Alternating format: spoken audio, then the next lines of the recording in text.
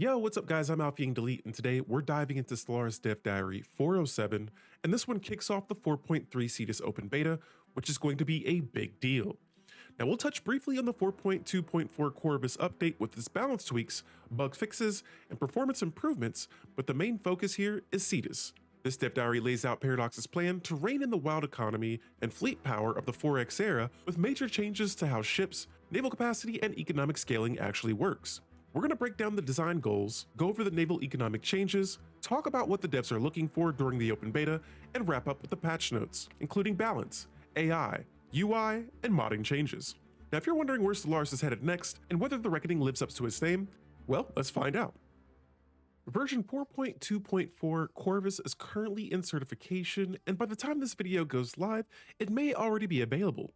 Now this update is mainly focused on balance adjustments, bug fixes, performance improvements, and some stability and UI cleanup. So let's walk through what's actually changing, starting with balance changes.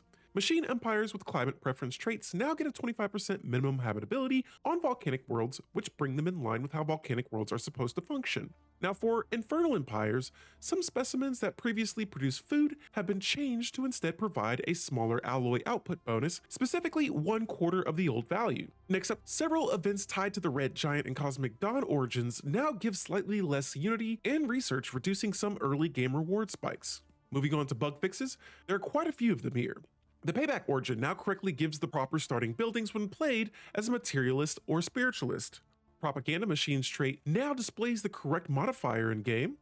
There's been a fix where transferring a planet that was still being colonized after a war could lead to endless colonization loops. Now, if the colonizing species isn't allowed to live there, the colony is destroyed as intended. Leaders should also stop losing ascension-related traits after species modification in certain cases. Tooltips have been cleaned up as well. The permanent employment civic reassigners now correctly states that they use food for equivalent, which means alloys for thermophile empires. Ring world construction and other binary and trinary system restrictions now correctly apply in binary and trinary hyperthermia systems. Hive mind unity boosting buildings no longer have extra food upkeep and instead now use additional alloy upkeep. Infernal alloy upkeep has also been fixed for voidlings, purging pops, and non-sapient pops. Voidworm troikas can now have their designs saved, and they will no longer be created without upgrades when 3 large voidworms merge. Issues affecting machine empires, catalytic processing, and alloy producing jobs have been resolved. A combat bug where battles could get stuck if the defender refused to properly engage has been fixed. Volcanic districts now correctly increase tech weight. Evasion can no longer go negative when interacting with psionic modifiers in combat, and abduction mechanics now correctly checks whether a species can actually survive on the planet they're being moved to. Now on the performance side, string allocation and ship component modifier processing has been optimized. For stability, multiple crash to desktop issues have been fixed, including crashes related to invalid ships, particle effects, and race conditions between the UI and AI accessing growth data. An out-of-sync issue was also resolved by changing how planet species caches are stored. And finally, a small UI update. The game now clearly shows the 25% minimum habitability on volcanic worlds for mechanical and machine pops. But that's not the only release plan for today.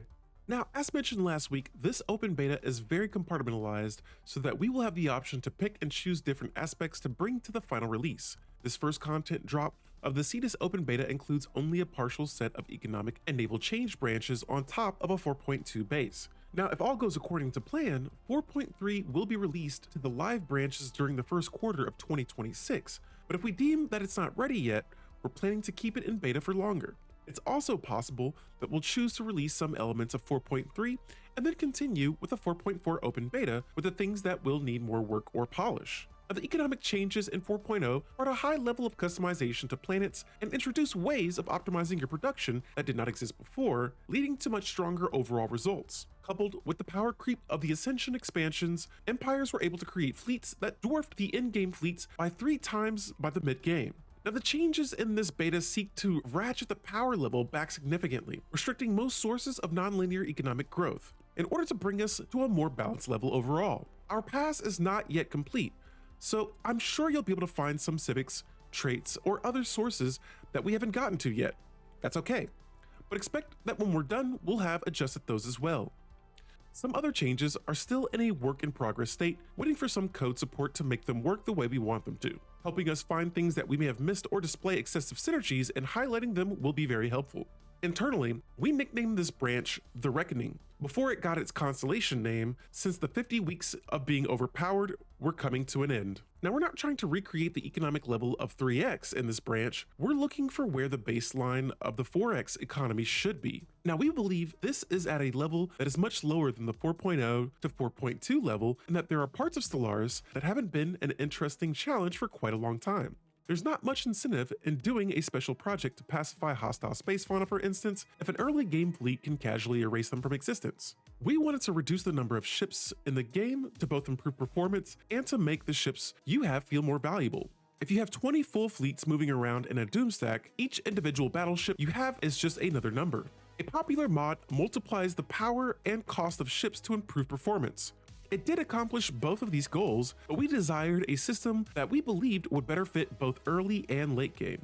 We came to the conclusion that as long as these changes were consistent across the entire playing field, the economy and ships did not absolutely necessitate equal power increases to achieve the desired results. Economic output and fleet power will be significantly lower than what you're used to, and some things that were previously trivial threats may now be real obstacles. Now, in earlier dev diaries, I mentioned that I experimented with a system where naval hulls would tier up into advanced hull types. This did reduce endgame ship counts and made individual ships more impactful, but we found a few drawbacks with the experiment. The importance of tech was increased even more than it already was, and there were growing pain moments when converting fleets up to the next tier that we thought might be interesting, but were more annoying than fun. So far, we've enjoyed the challenges posed by the following variants more.